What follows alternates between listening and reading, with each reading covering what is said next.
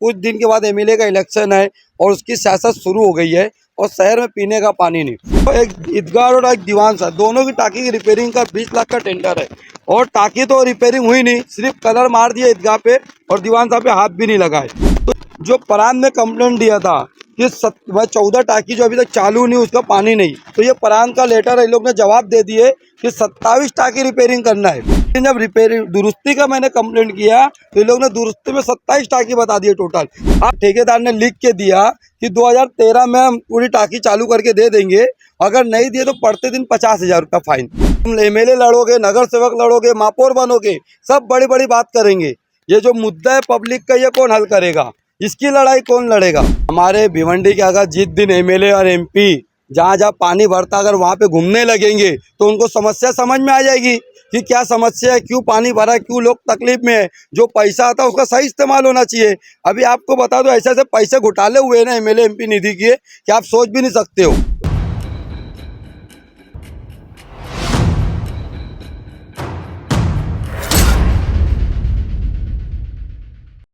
Hello friends, life in Bhiwandi में आप सभी का स्वागत है। इस वक्त हम मौजूद है दरगाह रोड के इलाके में, हमारे साथ ईदगाह इलाके में हमारे साथ इस वक्त मौजूद है दिलशाद मोमिन, जो सामाजिक खिदमत में काफ़ी ज़्यादा बढ़ चढ़ कर हिस्सा लेते हैं और शहर के मुद्दों पे काफ़ी ज़्यादा चर्चा भी करते हैं। आज भी इन्होंने कुछ शहर के मुद्दों पर हमें बुलाया है और ज़रा इनसे पूछते हैं कि किन मुद्दों पर बुलाया है और क्या है। दिलशाद भाई, हमारे चैनल में बहुत बहुत स्वागत आपका। ज़रा बताएँगे क्या मुद्दा है आपका? मैं तो पहले आपका शुक्रिया अदा करूंगा कि आप बुलाने पे आए। मैं जो आज कई दिन से देख रहा हूं कि भिवंडी शहर के अंदर जो पानी के मुद्दे को लेकर जो मोर्चे आ रहे हैं और शहर में पानी नहीं है, तो पीने का पानी जो नहीं मिल रहा है। मैंने इलेक्शन के पीरियड में बताया था कि 75 साल में हमको पीने का पानी भिवंडी की शहर की जनता को नहीं मिला, तो इससे बड़ी दुर्भाग्य तो है ही नहीं। और हमारे एमएलए एमपी और पूरे नगर सेवक की बात कर रहा हूँ, ये सब मिलकर हमको पानी नहीं दे पाए और कुछ दिन के बाद एमएलए का इलेक्शन है और उसकी सियासत शुरू हो गई है और शहर में पीने का पानी नहीं। तो मैं इसके ऊपर आपको बता रहा हूँ कि भिवंडी में 2007 में जब टाकी बनी 14 टाकी, तो उसका 25 एमएलटी गवर्नमेंट ने पानी दिया था। तो उसका जो टाकी बनी और चालू नहीं हुई, जैसे 6 टाकी चालू हुई वो लीकेज है, जिसमें से एक ईदगाह भी है।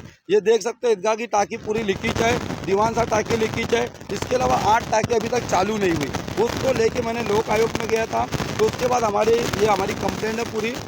उसके बाद हमारी फिर जब वहाँ पे मामला ये हुआ तो म्यूनसिपालिटी कॉर्पोरेशन से हेयरिंग लगी।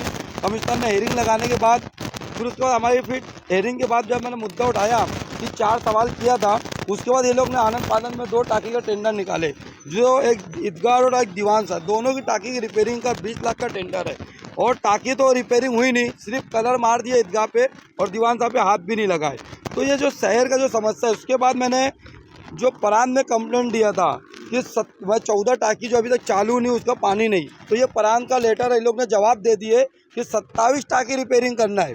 तो इसका मतलब भिवंडी शहर में 27 टाकी? हाँ, टोटल 27 टाकी। मैं तो 14 की लड़ रहा था, देखो इधर 14 है और इधर 27 आ गई, यानी 27 के रजिस्टर्ड में 27 है। हाँ, परान को इन लोग ने जवाब दिया है। कौन? कारपोरेशन के आयोग पानी पोड़ा विभाग ने कि हमारे पास 27 टाकी है, वो भी रिपेयरिंग करना है। ये उसका फिजिकली कितना है? अभी फिजिकली तो वो देखो, मैंने ये बताया ना, 14 टाकी बनाने के लिए 2007 में 14 टाकी हाँ, बनी। उसके बाद जब मैंने उस पर कार्रवाई शुरू की, ये सारी कार्रवाई है कि भिवंडी शहर में सब टाकी चालू किया जाए। 14 टाकी हाँ, चालू किया जाए, जो शहर का जो मसला है वो शहर से खत्म हो जाए। तो ये उसके ऊपर मेरी सब कार्रवाई चल रही है। लेकिन जब दुरुस्ती का मैंने कंप्लेंट किया तो ये लोग ने दुरुस्ती में 27 टाकी बता दिए टोटल। अब मेरे को बताओ। मैं यहाँ आपको रोकना चाहूंगा, पहले ये चीज क्लियर करिए कि 2007 में 14 टाकी बनी। हाँ, बनी। उसमें से चालू कितनी है? चालू सिर्फ 6 है। 6 है। 8 चालू नहीं हुई। अच्छा। और 6 में सब टाकी लीकेज है। 6 में से कम ज्यादा लीकेज है? हाँ, लीकेज है। तो वो सब उसके लिए आपने कॉर्पोरेशन में बताया कि ये सब टाकी लीकेज है और 8 टाकी बंद है। 8 टाकी बंद है। इसको लेके मैंने लोक आयोग में गया। लोक आयोग के बाद इनको बाकायदा लेटर आया। लेटर के बाद मैं बार बार लेटर भेजना शुरू किया, तो कमिश्नर जो इससे पहले का जो कमिश्नर था, हेयरिंग लगाया। हेयरिंग में पटनावर आया था। पटनावर से जब मैं कमिश्नर से 4 सवाल किया कि जब टाकी बनी तो उसकी मुद्दत ठेकेदार ने लिख के दिया कि 2013 में हम पूरी टाकी चालू करके दे देंगे, अगर नहीं दिए तो पड़ते दिन 50,000 रुपया फाइन। ये देखो, उस वक्त की बात है। हाँ ये उस वक्त की बात बाकायदा मैंने दिया हुआ 50,000 फाइन। 31/12/2013 तक। अगर मैंने काम टाकी चालू करके नहीं दिया तो प्रतिदिन 50,000 रुपया फाइन। अब बताओ 10 साल या 9 साल होने वाला है, उसका पैसा कितना होता है? पटनावर इसका जवाब दे, कमिश्नर इसका जवाब दे, सारे एमएलए और नगर सेवक जवाब दे कि टाकियाँ चालू क्यों नहीं हुई। तुम एमएलए लड़ोगे, नगर सेवक लड़ोगे, महापौर बनोगे, सब बड़ी बड़ी बात करेंगे। ये जो मुद्दा है पब्लिक का, ये कौन हल करेगा? इसकी लड़ाई कौन लड़ेगा? घपला चालू है फुल। पूरे कारपोरेशन में भी आपको मैं 2 दिन के बाद एक और न्यूज़ दूंगा, जो अरबों रुपया भी 2 साल में घोटाला हो गया। तो ठीक। एक मिनट दिलशाद भाई, बहुत अच्छा मुद्दा उठाया आपने। देखिए किस तरह से 2007 में टोटल 13-14 टाकी बनाई गई थी, जिसमें सिर्फ 6 फिजिकली चालू थी, बाकी 8 नहीं थी, जिसको लेकर दिलशाद मोमिन ने बहुत अच्छा मुद्दा लिया है।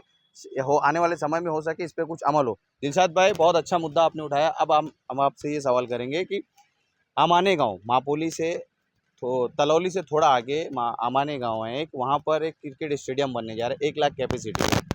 तो भिवंडी शहर में स्टेडियम ज़रूरी है कि यूनिवर्सिटी या कॉलेज ज़रूरी है? मेरे को तो, मैंने बार बार अपना मुद्दे में एक ही बात कहा है कि शहर के अंदर मेडिकल कॉलेज होना चाहिए, सिटी कॉलेज होना चाहिए, इंजीनियरिंग कॉलेज होना चाहिए। उसके बावजूद भी हमारे शहर में कोई नेता आज तक ला नहीं पाए।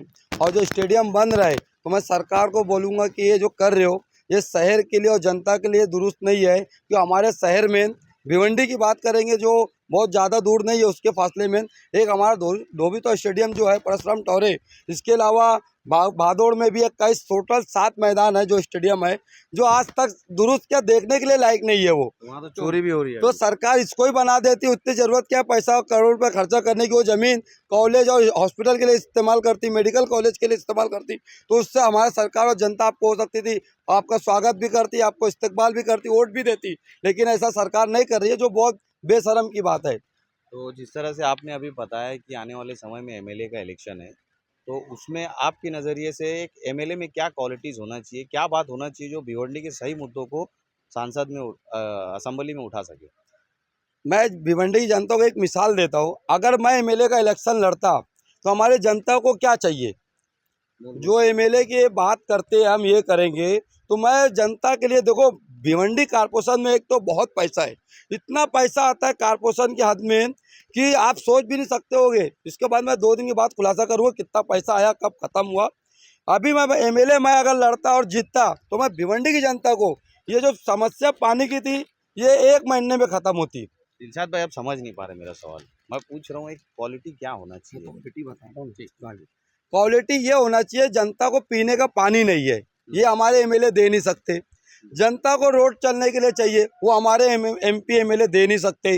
जनता को कॉलेज चाहिए, जो शहर के, हमारे भिवंडी शहर के बाहर जाते, वो दे नहीं सकते। मैं कॉलेज के लिए भी बात करूंगा। मेरे पास 7 एकड़ ज़मीन जो कारपोरेशन की है या शासन की है, हमारे घर के बाजू में ही है, तो 7 एकड़ है जहाँ पे हम अच्छी कॉलेज बना सकते हैं, मेडिकल कॉलेज भी।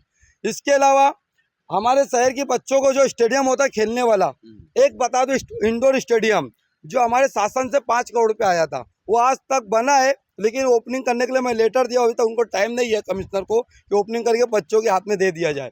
दूसरा, शहर की जनता जो हमारे और लेडीज़ है, जिनके लिए एक अलग से पर्सनल कॉलेज होना चाहिए, वो आज तक नहीं है। जो शहर की सुविधाएं है, जो हमको कारपोरेशन आराम से दे सकती है। एमएलए हम तो 5 साल में 5 काम करते और शहर की जनता को पूरी फैसिलिटी दे देते, और ये हमारे एमएलए में कोई क्वालिटी नहीं है। जितने भी एमएलए चुन के आए, सिर्फ भ्रष्टाचार करने को आए। अभी एक अपना इंदिरा हॉस्पिटल है, जिसके अंदर डॉक्टर मौजूद है, मशीन मौजूद है, सब कुछ मौजूद है, लेकिन पब्लिक को इलाज करने के लिए आज सुविधा ही नहीं है। तो ये सब एमएलए का काम है, खाली बड़ी बड़ी बात करना, होर्डिंग काटना, रिबन काटना, ये लगाना, मैं ये किया वो किया।